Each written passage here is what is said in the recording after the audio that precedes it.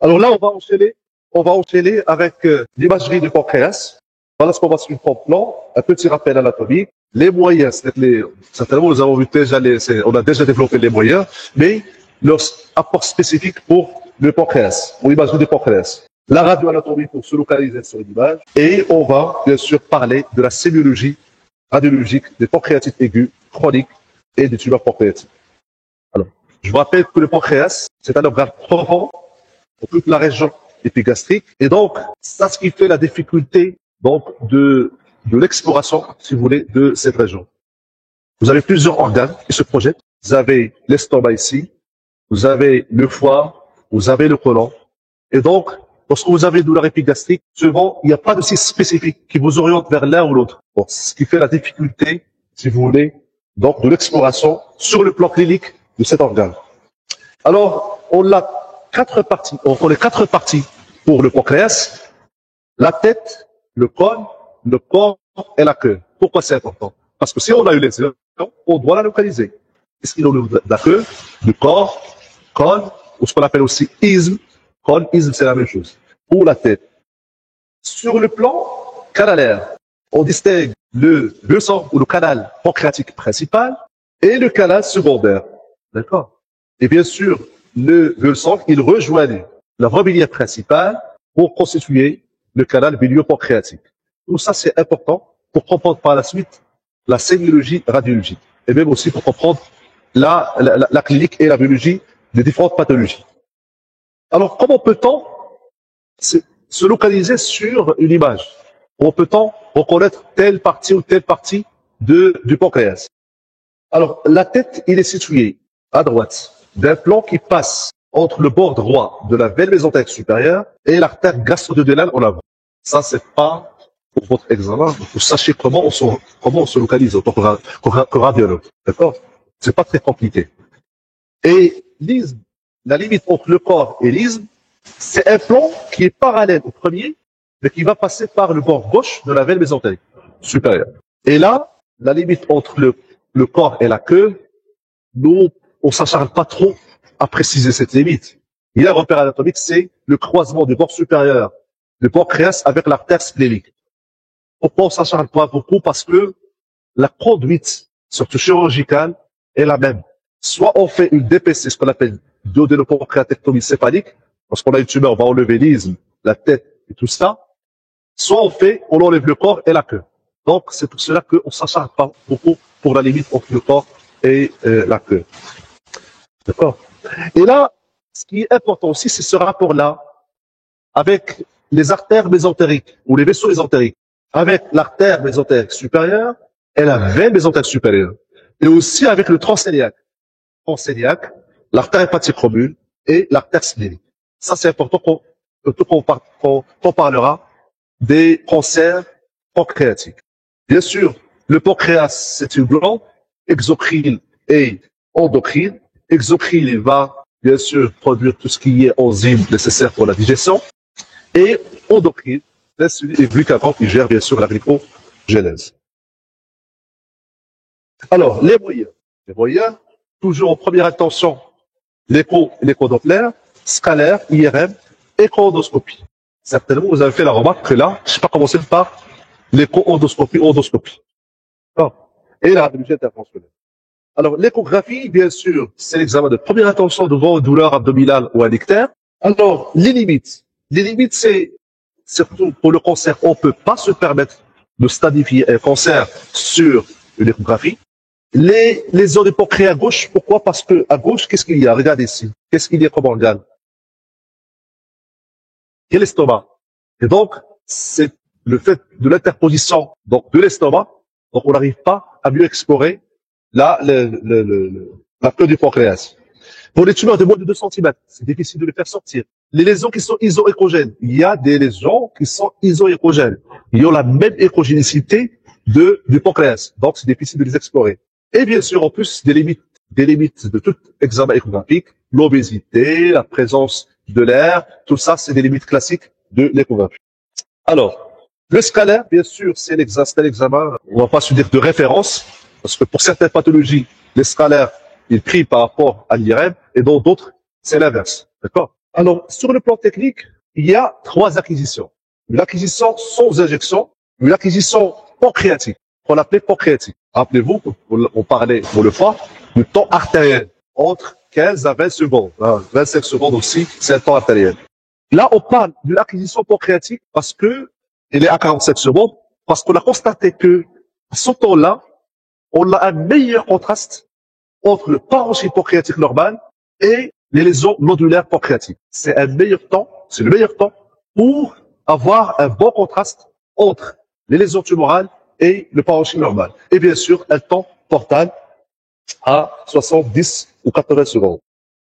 Le scalaire, il va nous permettre de faire le diagnostic positif ou le bilan d'extension dans le cadre bien sûr des pathologies tumorales, bilan d'extension loco-régional et à distance en cas de tumeur. Alors, l'IRM, il nous permet bien sûr de faire tout ce que nous permet le scalaire. C'est écrit ici que l'imagerie vasculaire, c'est-à-dire les rapports vasculaires, aussi on peut le faire à l'IRM, mais sachez que c'est toujours le cas. Tout ce qui est vasculaire, le scalaire, il a une meilleure résolution spatiale.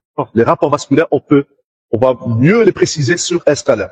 Par contre, qu'est-ce qui va nous apporter l'IRM? C'est surtout cette imagerie spécifique des canaux pancréatiques et canaux biliaires. C'est ça ce que nous apporte par rapport au scalaire. Ça, c'est important. Vous devez reconnaître c'est quoi, qu'est-ce qu'un moyen par rapport à l'autre. L'extension, c'est-à-dire l'exploration des canaux pancréatiques et des voies biliaires, l'IRM, il est meilleur. Donc, par rapport au scalaire, bien sûr. Et bien sûr, les autres limites de l'examen IRM, c'est le coût, c'est la disponibilité et le bilan d'extension à distance. Parce que nous avons vu avec le foie, quand on veut faire un bilan d'extension, on le fait avec une TDM au rapport de l'OPLD.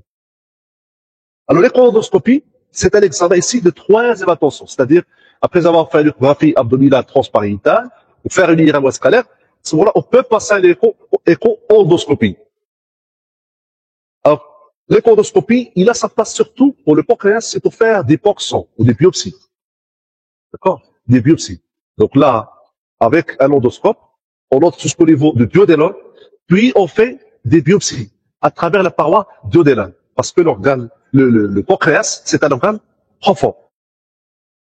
D'accord? Et quand vous avez une lésion de petite taille, là, c'est l'échoendoscopie qui vous permet de faire le prélèvement pour l'étude histologique.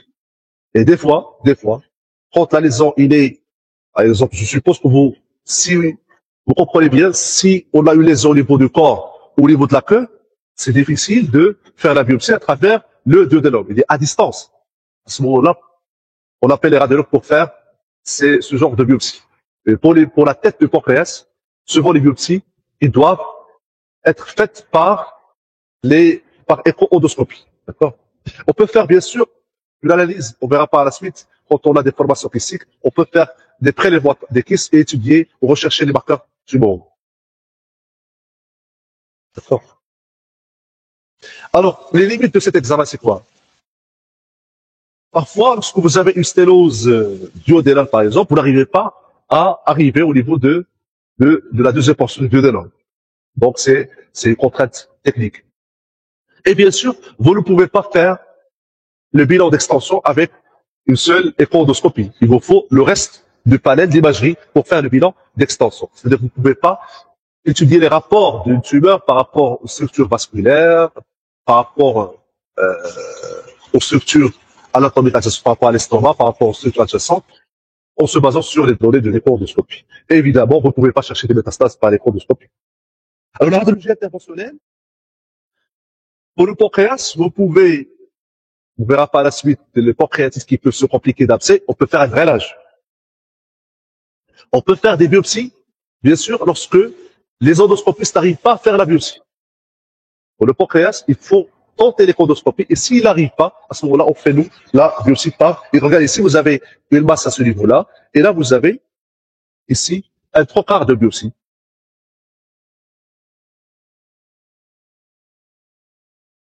Alors, là, vous avez l'aspect normal du pancréas, structure envergure, regardez. Je vais la délimiter. Voilà, ça c'est, si vous voulez, le bord antérieur. En arrière, vous avez le tronc mésaraïque et le trompe. Là, on a mis ici le Doppler couleur. Ça, c'est les structures vasculaires. Et le pancréas, c'est ces structures en virgule. Alors, sur un scalaire, c'est quelle partie ici? Quelle partie du pancréas? C'est la queue, voilà. Là, on est sur le corps. Et là, on est... Il est mieux. Le col, l'isthme. Pourquoi? Parce que je suis devant la veine mésentérique. Là, ici, c'est la confluence entre veine mésentérique et transmésarique. D'accord?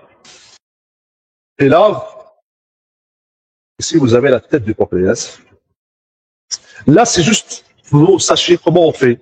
Alors, je ne veux pas d'apprendre ça par cœur. Regardez ici comment on fait pour délimiter les différentes parties donc du pancréas. Ça, c'est la tête, là, l'isthme, le plan qui est au bord droit de la veine mésentérique supérieure et l'artère gastrocnérale en avant. Là, la limite entre l'isthme et le corps, c'est un plan parallèle au premier et qui passe par le bord gauche. D'accord? Là, sur l'IRM, regardez, vous avez ici une séquence. C'est quelle séquence? Un peu de silence. Quelle séquence? T2. Pourquoi? Voilà, très bien. Alors là, c'est une séquence T1 avec injection. D'accord? Là, vous voyez le régime homogène. D'accord? C'est quelle partie celle-là? C'est la tête. Ça, c'est quoi? Et ça? Très bien. Alors, on va commencer par les pathologies. La pancréatite aiguë. C'est une pathologie assez fréquente et grave. Vous connaissez tous, je suppose, qu'est-ce qu'une pancréatite aiguë. C'est une inflammation du pancréas, une autodigestion, si vous voulez, du pancréas, qui va être détruite par des enzymes pancréatiques. Et qu'est-ce que généralement favorise cette destruction? Les obstacles sur la sécrétion pancréatique. Généralement, c'est la principale cause, si vous voulez, de ce mécanisme d'autodigestion. Bien sûr, c'est une urgence extrême. Et la clinique, souvent, c'est une douleur abdominale, ça commence au niveau de l'épigaste, ça ira descendre postérieure, on appelle des douleurs transfixantes. Il y a le terrain aussi qui nous oriente. La présence, un patient, par exemple, il vient chez vous voir aux urgences avec des douleurs épigastriques. Bien sûr, vous allez penser aussi à quoi? Douleur épigastrique? À l'ulcère. Vous allez demander les antécédents, est-ce qu'il a l'antécédent d'ulcère? Et aussi, vous devez penser au pancréas. Et là, vous demandez si le patient il est suit pour des lithiases. Si vous le dites oui, bien sûr, vous devez penser à cette complication. Et là, ce qui est écrit ici, l'hyperlipasémie. 3 fois la normale. D'accord? Tout ça, c'est pour vous dire une chose. Le diagnostic de pancréatite aiguë, il est clinico-biologique. Il est clinico-biologique. N'adressez pas votre patient au radiologue pour poser un diagnostic de pancréatite aiguë. On verra par la suite quand est-ce qu'il faut l'adresser au radiologue d'emblée. Mais le diagnostic de pancréatite aiguë, c'est un diagnostic clinico-biologique. Ça, c'est important. Alors, actuellement, on distingue 2 types de pancréatite. Selon, si vous voulez, l'histologie et le mécanisme de la pancréatite. Il y a la pancréatite odémateuse interstitielle. Odémateuse interstitielle. Il y a de l'œdème au niveau du tissu interstitiel, comme toute inflammation. Généralement, c'est une pancréatite diffuse. Et il y a la pancréatite nécrosante. Nécrosante, ça veut dire que vous avez une destruction du parenchyme. 2 entités. Odémateuse interstitielle, inflammation interstitielle diffuse, et nécrosante, ça veut dire que vous avez une destruction du parenchyme. Et là, entre les deux, je vous ai mis les 2 éléments nécessaires pour poser un diagnostic. Il suffit d'avoir une douleur épigastrique, bien sûr transfixante, des radiations dorsales, et que j'ai un taux de lipasémie qui dépasse 3 fois, c'est une pancréatite. Je n'ai pas besoin de faire tel examen pour poser le diagnostic. Alors la classification d'Atlanta, c'est à travers, après cette classification, là, on là maintenant un petit peu, si vous voulez, Maintenant, on a un petit peu instauré des guidelines pour prendre en charge une pancréatite aiguë. Comme je vous ai dit, je le répète, et ça peut faire une question aussi, la clinique et la biologie suffit pour poser un diagnostic. Pourquoi j'insiste sur ça? Parce que on reçoit toujours des demandes aux urgences de scalaire pour poser le diagnostic des pancréatites. Et comme ça sert à rien. On verra par la suite pourquoi il faut demander le scalaire. Alors, à l'échographie. L'échographie, il est géré par l'ilus réflexe. Un peu de silence, s'il vous plaît. Géré par l'ilus réflexe. Qu'est-ce que c'est l'ilus réflexe? Ça veut dire qu'il y a une diminution. Lorsque vous avez une douleur abdominale, quelle que soit son origine, chronique néphritique, chronique hépatique, des douleurs pancréatiques, ulcéreuses, vous aurez une diminution de péristaltisme. Une diminution de péristaltisme intestinal, qui fait que vous aurez une distension abdominale. Et bien sûr, pour tout examen échographique abdominal, la distension, la présence d'air, il gêne l'exploration des organes. Alors, bien sûr, inflammation, ça veut dire qu'il y a une hypertrophie, il y a une augmentation du volume du pancréas. L'aspect hétérogène, c'est l'inflammation. L'inflammation du pancréas, il va entraîner, selon sa gravité, peut entraîner des connexions péripancréatiques. Ça, vous pouvez le voir aussi avec l'échographie.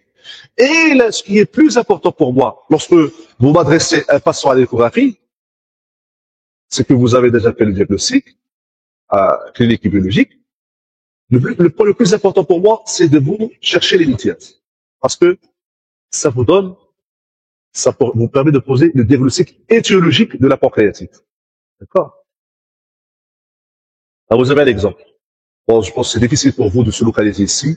Vous avez un pancréas. Si vous revenez sur l'image échographique que je vous ai montré, tout ça, c'est le pancréas. Donc, il est hypertrophié. Vous voyez qu'il n'est plus homogène, il est hétérogène. Et vous avez ici, regardez, une voie biliaire qui est dilatée. Et vous avez ici une lithiase. Donc, si j'assemble des éléments de puzzle, c'est un patient qui avait une lithiase, qui a migré, qui a donné une dilatation, peut-être qu'il est en longecolite, et qui a fait une pancréatite. Et pourquoi ici vous avez la pancréatite? Parce que la lithiase, il va obstruer, il va faire un obstacle sur la sécrétion pancréatique. Un peu de silence, s'il vous plaît. Ce qui va donner une stagnation de ce pancréatique au niveau du pancréas. Et ces enzymes-là qui s'accumulent, ils vont, bien sûr, entraîner une digestion. Ils vont commencer à attaquer le parenchyme. Et, bien sûr, ça va donner une pancréatite aiguë. Alors, c'est très important. Et si vous avez fait la remarque, j'insiste sur les choses pratiques. Qu'un médecin, quelle que soit sa spécialité, doit en connaître. Et ce sont des notions que vous devez utiliser pour toujours. D'accord? C'est ça ce que je vous demande à l'examen. Bon, pas des choses, je ne vais pas vous piéger. Alors, le scalaire, il doit se faire 48 heures, 72 heures après le début de la symptomatologie. Et pas après l'arrivée à l'hôpital. Parce que vous pouvez bien recevoir un patient qui est HG2 de sa symptomatologie. Après le début de la symptomatologie. Pourquoi? Pour voir s'il y a des nécroses. Oui. Mais la réponse, c'est qu'il faut donner le temps à la pancréatite pour qu'il prenne toutes ces astuces, pour qu'il, si vous voulez, qu'on ait le taux maximal des complications. Parce que la nécrose, il est maximal à 48 heures, à partir de 48 heures. Si vous faites le scalaire à 6 heures, à 24 heures après le début de la symptomatologie, vous allez sous-estimer la pancréatite. Alors que la pancréatite, la nécrose, l'inflammation, il est au maximum à partir de 48 heures. Si vous faites le scalaire à H10 ou H24, vous allez sous-estimer la gravité de votre pancréatite. C'est pour ça qu'il faut attendre ce délai. 48 heures à 72 heures. Sauf si vous avez une défaillance viscérale, c'est-à-dire que le tableau clinique il est très grave, à ce moment-là, vous allez faire votre scalaire d'emblée. Sauf si vous avez une défaillance multiviscérale, un tableau clinique et biologique très grave, à ce moment-là, vous faites le scalaire d'emblée. Mais de principe, le scalaire ne se fait pas systématiquement partir du début de la symptomatologie. Pas attendre 48, 72 heures. Alors, le but, bien sûr, c'est d'évaluer la gravité, rechercher des complications, et le scalaire le permet de faire, bien sûr, des drainages des coulées de l'écrose. Donc, ça, si je vous demande, par exemple, quels sont l'apport du scalaire pour les pancréatites, c'est le sport de gravité, les complications et guider, bien sûr, les drainages des coulées suraffectées. Alors, l'aspect du pancréatite audimateur interstitiel. Regardez, nous avons dit que nous aurons une hypertrophie. Regardez le pancréas ici qui est hypertrophié. Il recherche bien sûr l'infiltration de la graisse autour du pancréas. Regardez ici la graisse, il est homogène. Ici la graisse, il est dense. Il est infiltré, très bien. Il recherche bien sûr un épanchement autour du pancréas, dans la cavité péritonéale. D'accord? La pancréatite nécrosante. Qu'est-ce que c'est que nécrose? C'est une destruction du parenchyme pancréatique. Et comment va se manifester sur un scalaire, à votre avis? Par le rehaussement. Très bien. Le parenchyme qui ne se rehausse pas, c'est un parenchyme nécrosé. Donc c'est le rehaussement, c'est le défaut de rehaussement. Regardez, si je reviens sur la pancréatite toxicienne, regardez, c'est vrai que le pancréas il est inflammé, il est hypertrophié, il y a toujours un rehaussement. Regardez ici. Le pancréas, il est tuméfié, mais toute cette partie qui est hypodose, c'est une partie nécrosée qui ne se rehausse pas. Et cette petite partie-là qui reste ici, petite partie qui rehausse, qui se rehausse. Là, grande partie ne se rehausse pas. D'accord? Et bon, tout ça, c'est ce qui est important pour moi, c'est que vous faites la différence entre la pancréatite odémateux interstitielle et les prosones. Et là, pour évaluer la gravité, on a ce score-là, qu'on appelle l'index de sévérité. Avant, on parlait de score de Balthazar. Maintenant, on parle de score de sévérité, ou ce qu'on appelle le Balthazar modifié. Là, ça, vous devez le reconnaître. Hein. Alors là, vous avez un scoring basé sur deux éléments. L'importance de l'inflammation et l'importance de la nécrose. L'importance de l'inflammation et l'importance de la nécrose. Alors, stade A, lorsque le pancréas il est normal. C'est-à-dire, et là, je reviens au point de diagnostic. Vous pouvez avoir une imagerie normale, alors que vous avez une pancréatite. Donc, le diagnostic, il est clinico-biologique. L'hypertrophie focale du pancréas, soit une partie du pancréas qui est hypertrophiée, soit tout le pancréas qui est hypertrophié. Ça, c'est le stade ou grade B. C'est lorsque vous avez une inflammation et vous avez une infiltration de la graisse. Ça, c'est un C. Le D, lorsque vous avez, bien sûr, vous avez l'infiltration, vous avez l'hypertrophie, et vous avez un épanchement liquidien unique.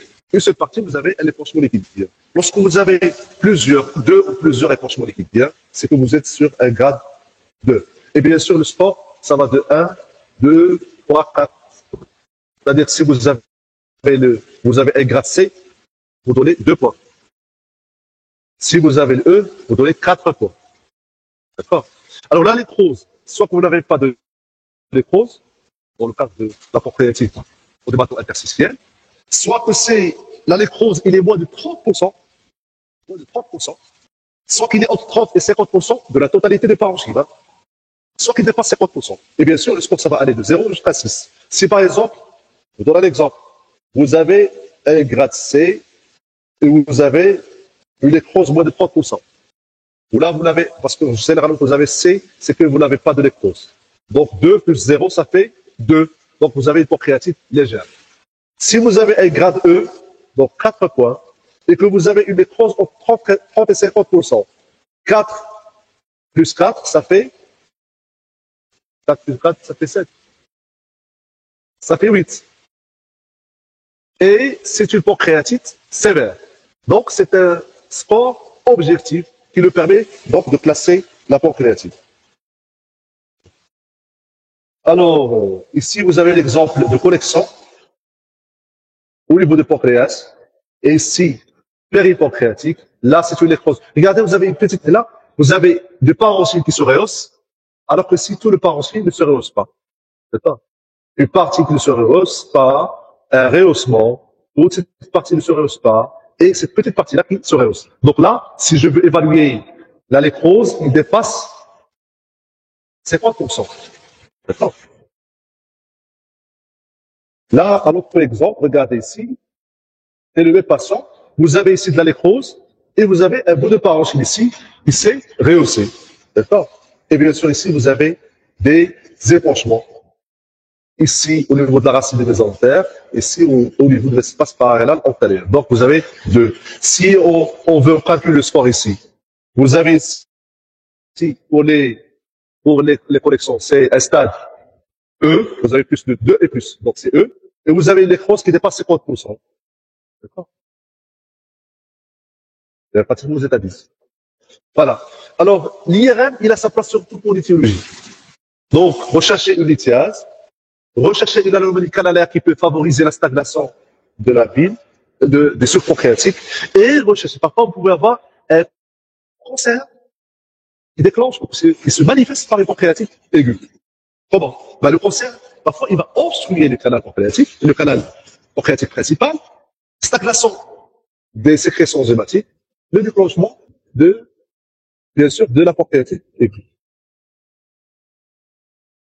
Alors là, un peu sur la pancréatite chronique.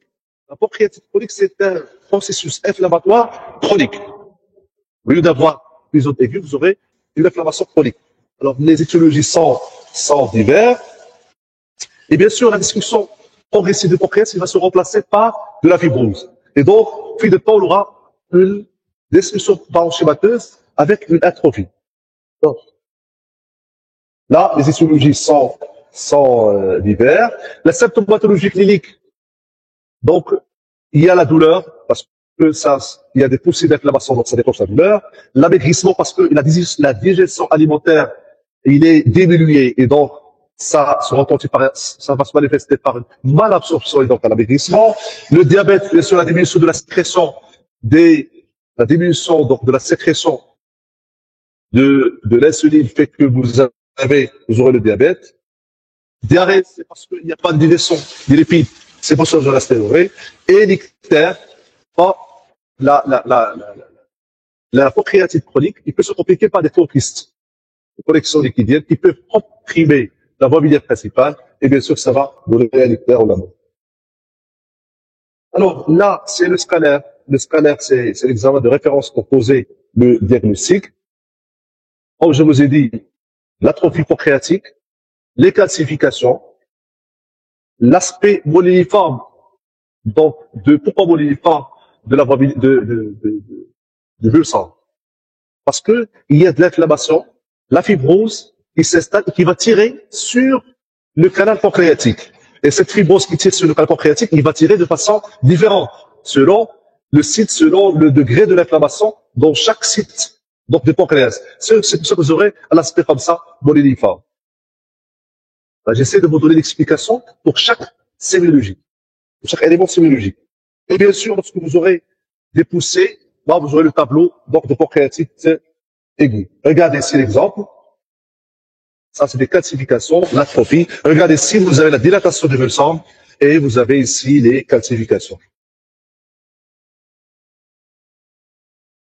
Alors, il peut se compliquer, bien sûr, de dilatation, de poussée de pancréatite, de faux kyste, une thrombose vasculaire, thrombose veineuse, la veine mésentérique supérieure ou splénique, parce qu'il y a une inflammation à côté. Parce que vous savez que le pancréas, il repose sur le colon splénomésaïque et sur le trompon. Donc, l'inflammation par contiguïté, bien sûr, va favoriser l'installation de thrombose. Les sténoses duodénales, bien sûr, l'inflammation de la paroi duodénale à côté, il peut bien sûr se fibroser et donner une sténose duodénale. Et notre complication qui nous pose un problème en tant que radiologue, c'est de la faire à la part des choses pancréatiques chroniques et cancer, c'est que la pancréatite chronique, il peut dégénérer en lymphocyte. Là, regardez, les complications sous forme d'un focus de pancréas. Alors, qu'est-ce qui nous oriente vers la pancréatite ici? Surtout la présence de calcification.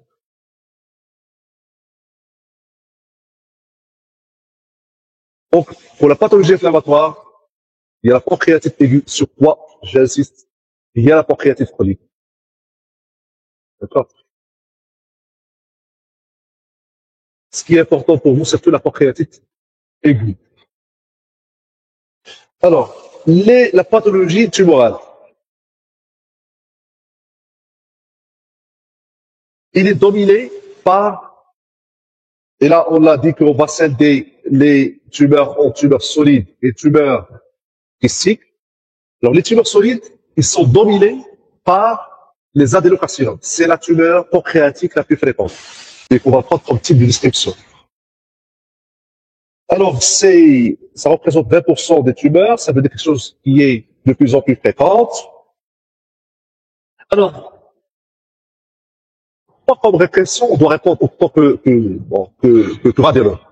Tout d'abord, est-ce que la tumeur est résecable ou non? Ça dépend du rapport du radiologue. Vous voyez l'impact de l'imagerie. La résecabilité au long de la lésion tumorale, ça dépend de ce qu'on va décrire comme rapport de la tumeur sur un compte rendu radiologique. Dans quelles conditions? Est-ce que la lésion est métastatique ou non? Donc, ce sont les questions à quoi on doit répondre.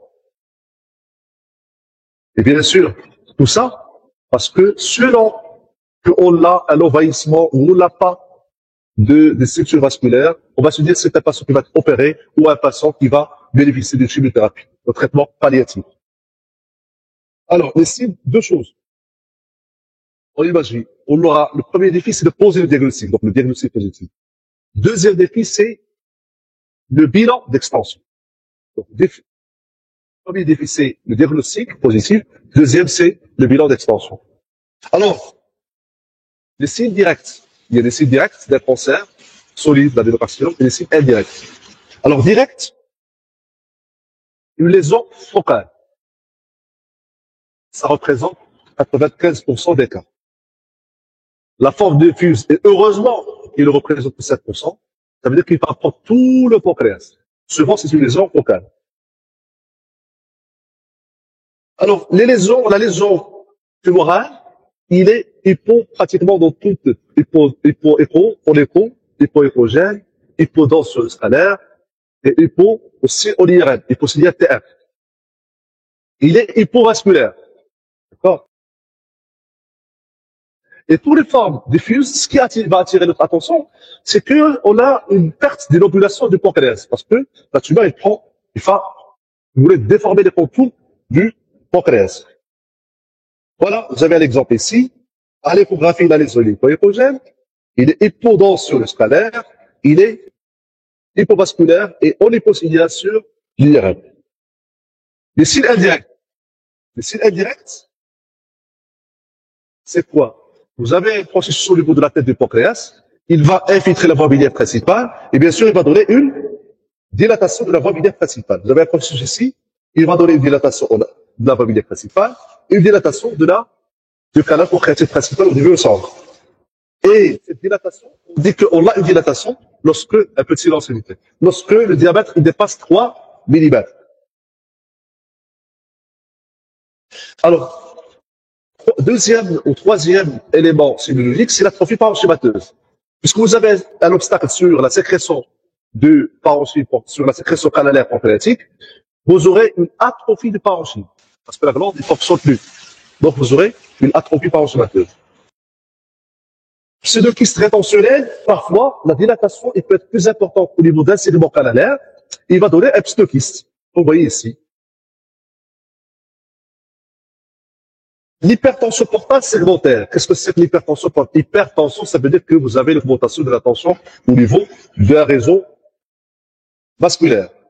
Là, si vous avez un obstacle ici, le fait d'avoir une infiltration d'un réseau veineux, parce que le réseau veineux, c'est de retour veineux, vous aurez une stagnation de sang en amont de cet obstacle. Et donc, une augmentation de la tension. Et pourquoi on dit c'est segmentaire? Parce que si vous avez un obstacle au niveau de 3 portes, c'est une hypertension portale. Tout le système portal, il est en hypertension. Maintenant, si vous avez un obstacle ici, juste cette partie-là, vous aurez l'hypertension. C'est pour ça qu'on parle d'hypertension portale segmentaire. Là, je vous ai mis la classification TLM, mais sur le plan pratique, il est basé surtout sur la taille. Ouais, de 2 cm, de 4 plus. Ce qui est important pour nous et pour aussi la prise en charge de patients, c'est surtout l'extension vasculaire que je vous demande d'apprendre. Alors, ce bilan d'extension vasculaire, il va nous permettre de classer la tumeur en résécable, non résécable et borderline. Résécable, non résécable et borderline. Résécable, on peut d'emblée passer à la chirurgie. Aucun problème. Pour vous dire, ces mots-là, ils sont pas comme ça. C'est pas de luxe scientifique. C'est pas de luxe scientifique. Résécable, ça veut dire que le patient, il va être opéré et que on tente à faire une résection totale de la tumeur. Donc, il a plus de chances d'avoir un traitement curatif. Non résécable, ça veut dire que la lésion n'est plus résécable. Et là, vous êtes dans le palliatif. Borderline, c'est parce que c'est entre les deux. Et pour ces patients qui sont entre les deux, on fait une chimiothérapie. On tente une chimiothérapie et on contrôle le patient par la suite. On va évaluer après la chimiothérapie, est-ce que le patient il devient résécable ou non. D'accord? Alors, l'extension vasculaire, et là on revient au rappel anatomique, il y a les rapports surtout se font avec l'artère mésentère supérieure, le tronc iliaque et l'artère hépatique promu, nulle part, et avec la veine mésentérique supérieure. Ça, c'est important. Un peu de silence. Alors, les signes d'envahissement vasculaire, ça, c'est important. Lorsque vous avez une occlusion, ça, c'est un signe direct qui ne pose pas de problème. Vous avez un thrombus, vous avez une occlusion de l'artère, vous êtes sûr que l'artère, il est infiltré. Vous avez une diminution de calibre, c'est aussi un signe d'infiltration, d'envahissement. Le vaisseau, il englobe, la tumeur, il englobe le vaisseau sur 360 degrés, vous êtes sûr. Maintenant, regardez, on a commencé par ce qui est plus facile à ce qui est plus difficile. Maintenant, si vous avez juste un contact, qui n'est pas sur 360 degrés, on dit que l'artère, il est envahi lorsque le contact, il dépasse 180 degrés. 180 degrés. Moins de 180 degrés, il n'est pas envahi. On dit que l'artère, il est infiltré, un vaisseau, l'artère ou une veine infiltrée, lorsque le contact avec le vaisseau, il dépasse 180 degrés. Et bien sûr, le contact sur la hauteur. L'artère, il est comme ça. Vous avez le contact, vous devez préciser sur quelle hauteur. Si ça dépasse 2 cm, c'est un signe péjoratif. Et les signes indirects, bien sûr, c'est l'hypertension segmentaire. Ça veut dire qu'il y a une infiltration de vaisseau, il y a une circulation collatérale autour, ça veut dire que le vaisseau, il est infiltré. Par exemple, qu'est-ce que je veux dire par... Regardez ici, vous avez l'artère ici. Le contact sur 180, ça veut dire que je trace une ligne comme ça. Et je vois, est-ce que j'ai un contact sur 160, 180 ou plus. D'accord. Regardez ici, vous avez la veine ici. Regardez. Et vous avez la tumeur ici. Regardez le contact. Si je trace une ligne comme ça, d'ici jusqu'ici, ça fait à peu près 100 degrés, il est en contact. Mais d'ici jusqu'ici, il n'y a pas de contact. Donc, c'est un contact qui est moins de 180. On va pas vous donner un cliché, on va vous demander de mesurer. Mais je vous montre comment on fait. Comme ça, vous comprenez bien ce qu'on fait dans notre pratique radiologique. Bien sûr, on précise l'extension ganglionnaire, quand quels sont les ganglions qui sont touchés, autour du pancréas, cœliaque, mésentérique, rétropéritonéal, et bien sûr les métastases à distance, hépatique, péritoniale, thoracique. Alors, les tumeurs qui ne sont pas résécables, un peu de silence s'il vous plaît, qui ne sont pas résécables, c'est des patients qui ne répondent pas aux critères, qui répondent aux critères plutôt d'envahissement vasculaire. Le contact, l'occlusion, la diminution du calibre, surtout le contact circulation de 180 degrés, thrombose, etc. Les patients, vous avez une infiltration d'un organe adjacent. Lorsque vous avez une métastase, lorsque vous avez une carcinose péritoriale, une adénopathie à distance, ou lorsque vous avez des métastases pulmonaires. D'accord. Là, vous avez, par exemple, ici un exemple de patients non résécables. Regardez ici, vous avez l'artère qui est infiltrée. Vous avez des adénopathies à distance. D'accord. Regardez ici, vous avez le tronc cœliaque, l'artère hépatique, l'artère splénique qui est infiltrée ici. Là, vous avez l'artère mésentérique que vous avez qui prend pratiquement, dans les autres qui prend plus de plus de 160, 280 degrés. Alors, la biopsie, comme je vous ai dit, il y a beaucoup de détails ici. La biopsie, il se fait par l'écho-endoscopie. Et lorsque on prenait les os de la tête du porteur, c'est l'écho-endoscopie en première ligne. Si l'écho-endoscopie ne permet pas de faire la biopsie, on cherche est-ce qu'on a une métastase hépatique que peut faire par voie radiologique ou par échographie ou par scalaire. Et si on n'arrive pas à ce moment-là, on peut aller vers la lésion pancréatique, soit par le scalaire, soit par l'échographie, pour ne pas trop détailler les choses. Bien sûr, l'imagerie, il a sa place aussi. Il a sa place aussi pour la surveillance après le traitement.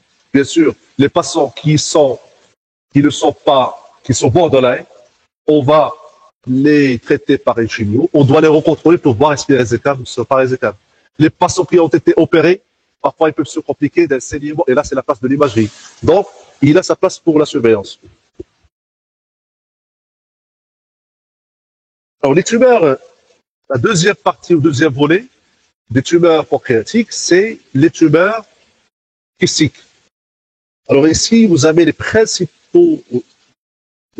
tumeurs, le cystadénome, le type épais, les tumeurs pseudopapillaires solides, d'accord.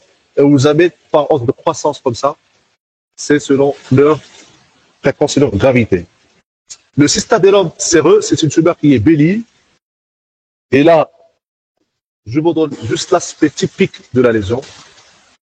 C'est une formation au lit d'abeille avec un centre peu calcifié et de multiples logettes. Vous voyez ici. Voilà l'image sur le scalaire. Vous avez les calcifications et les différentes logettes. Ça, c'est l'aspect typique. Élément très important, il n'y a pas de communication avec les deux centres. Élément très important, il n'y a pas de communication avec les deux centres. D'accord. Donc, je vous demande de prendre l'aspect typique. Nombre plus de 6 kystes, c'est-à-dire que vous avez plusieurs formations kystiques, des petites logettes kystiques, qui sont généralement qui dépassent le nombre de 6. Le sang qui est calcifié, il n'y a pas de communication avec le canal pancréatique. À l'IRM, vous voyez mieux la cicatrice et les petites formations kystiques. Alors, le cystadénome séreux, généralement, c'est la surveillance. Donc, sauf si il se complique ou il développe des signes qui ne sont pas, qui sont agressifs. Le cystadénome miscelleux, il se voit chez la femme, parce que chez la femme. Et là, au contraire du cystadénome séreux, le cystadénome miscelleux, il peut dégénérer, c'est-à-dire qu'il peut se transformer en tumeur maligne. C'est pour cela, une fois qu'on fait le diagnostic du cystadénome miscelleux, on fait une résection chirurgicale. Alors, la forme typique, c'est une forme uniloculaire. Ça veut dire que vous avez un macrokyste avec une paroi qui se rehausse. D'accord? C'est la forme typique. Est-ce que je vous demande d'apprendre? Comme je vous ai dit, le traitement, c'est la chirurgie. Une fois qu'on pose le diagnostic d'un cystadénome miscelleux, c'est la chirurgie. Alors, les tumeurs intracanalaires, papillaires et miscelleux, les types MP, c'est des lésions qui vont se développer au dépend des canaux pancréatiques, soit les canaux secondaires, parce qu'il y a le canal pancréatique principal et il y a les canaux secondaires qui s'accouchent dans le bulle centre. Soit vous aurez des types épais des canaux secondaires, soit vous aurez le type épais du canal pancréatique principal. Soit vous aurez les deux, ce qu'on appelle des types épais mixtes. Ça, c'est important. Donc, 3 pas. Secondaire, type épais secondaire, des canaux secondaires, le canal principal ou mixte, les deux. Alors, l'aspect typique du type épais, vous pouvez le noter, c'est l'aspect aux grappes de raisin. Vous voyez ici. C'est des petites logettes. Mais l'élément de diagnostic le plus important, c'est quoi? C'est bien écrit. La communication avec le canal pancréatique principal. C'est l'élément de diagnostic le plus important. Et cet élément de diagnostic, comment on va le chercher? Avec un scanner ou avec l'IRM?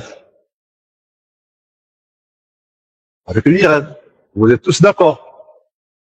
Donc c'est avec une IRM. Ça veut dire quoi? Si vous avez un kyste à l'échographie pancréatique, la meilleure ou le meilleur examen avec quoi vous devez compléter, ça doit être quoi? Ça doit être l'IRM.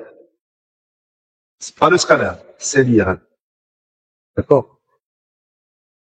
Voilà, vous avez un exemple ici. Regardez, ça c'est le canal pancréatique principal. Vous avez ici la formation physique. Et là, on vous a fait sortir la communication. D'accord? Un autre exemple ici, canal pancréatique. Ici, vous avez le type épais. D'accord? Et là, ici, c'est des types épais secondaires ou principal. Hein? C'est secondaire. Parce que c'est au dépôt des canaux secondaires. Vous voyez que le verseur, il passe tranquillement. Regardez. Il est là. Et là, c'est des types épais qui s'accouchent ici dans le canal pancréatique principal. Alors que les types épais du canal principal, vous voyez ici, là, c'est une dilatation, regardez, c'est une dilatation fusiforme locale du canal pancréatique. Et ici, alors, les exemples de type épais du canal pancréatique principal. Regardez ici. Ça, c'est la voie biliaire principale. Et vous voyez, cette dilatation est très importante. En fait, pourquoi on a la dilatation? C'est parce que la tumeur, c'est quoi? C'est une tumeur de l'épithélium qui tapisse les canaux pancréatiques. Et cette lésion, en fait, cette prolifération tumorale, il va produire des mucus. Mucus qui va obstruer, bien sûr, les canaux pancréatiques et ça va donner une dilatation pour la mort. Mixte lorsque vous avez les deux, avec bien sûr un risque de dégénérescence important. Là, c'est important aussi les signes de dégénérescence, parce que le type épais, il peut se dégénérer, c'est-à-dire devenir malin. Ça, vous devez aussi le reconnaître. Lorsque vous avez une dilatation qui dépasse 10 mm, lorsque vous avez une type épais des canaux secondaires et qui dépasse 30 mm, ou lorsque, à l'intérieur de la formation kystique, vous avez un nodule. Regardez ici. Vous avez la formation kystique et vous avez un petit nodule ici. D'accord? Une végétation. Et quand les choses, quand vous faites le diagnostic à un stade plus avancé, vous tombez avec carrément une masse infiltrante. Alors le traitement, c'est la chirurgie pour, et là ça c'est haute parenthèse, hein, c'est hyper spécialisé, c'est les types épais à risque, qui ont risque de dégénérescence. Bien sûr, lorsque ça dépasse 30 mm, lorsque vous avez une dilatation qui dépasse 10 mm, donc lorsque vous avez un risque de dégénérescence. Alors, le tumeur pseudopapillaire est solide, donc ce que je vous demande d'apprendre surtout, c'est les cellules type épais. Pseudopapillaire, c'est une des formes, au début, on l'a classée parmi les types épais, et par la suite, on l'a isolée comme entité à part. D'accord? Là, vous avez en plus c'est une composante mixte. Vous avez une composante charnue, ici, et une composante charnue solide. Voilà.